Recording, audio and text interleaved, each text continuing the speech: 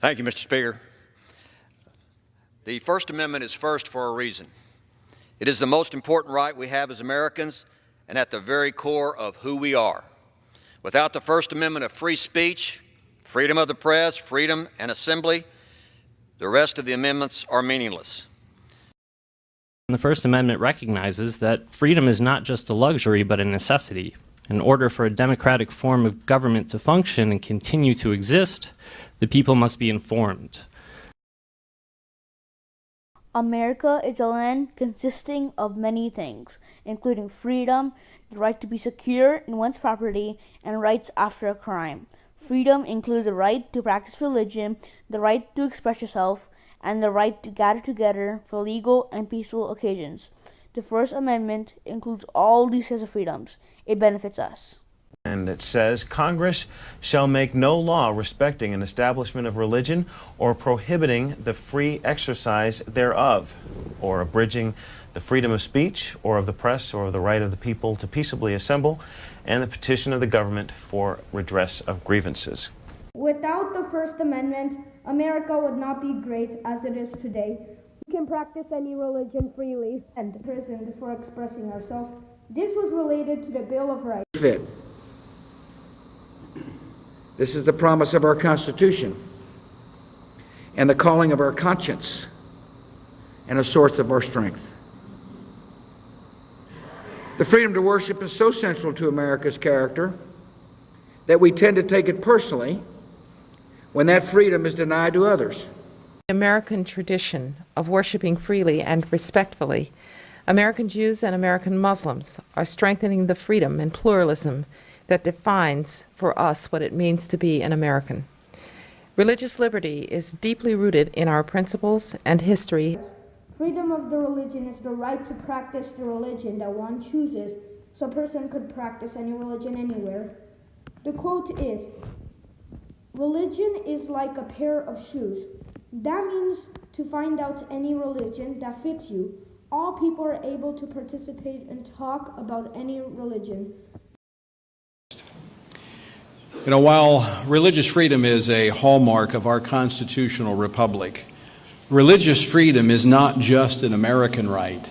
It is a universal human right. Societies where people can live and worship as they choose without intimidation, without suspicion, without a knock on the door from the secret police. The freedom of religion is the very first protection offered in America's Bill of Rights.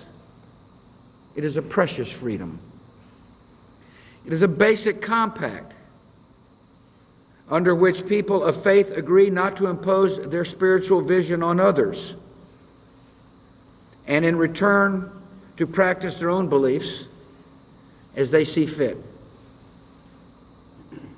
This is the promise of our both as one of the most basic human rights and the First Amendment as the rock star of the Constitution, as Floyd Abrams describes it.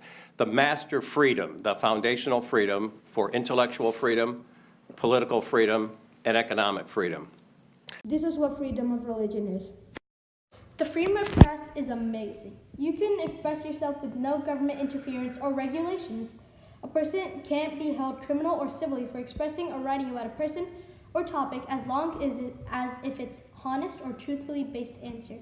But the government has rights to cut your freedom of press if it influences violence or causes a breach of peace. Example of expressing different views is protesting. Someone in a newspaper or any public site. With this amendment, we can change the world and it'll make our life easy for all of us. What does the freedom of speech mean to you? It means being able to speak your mind without really being censored. That's what it means to me. Freedom of assembly allows us to gather together to discuss and express ourselves for legal and peaceful occasions. This also includes freedom to petition, the right to gather people for a certain cause. It allows people to fully express themselves and to defend their ideas.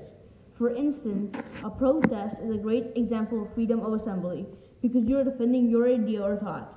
Freedom of assembly is important because it allows people to say their opinions of their leaders. In the end, America is a land that has lots of freedom because of the First Amendment giving freedom of religion, freedom of press, and freedom of petition. This is what makes America great, and we should keep it that way for all that is good. But we should not take an advantage of it. These freedoms are still there only to help, but not to hurt us.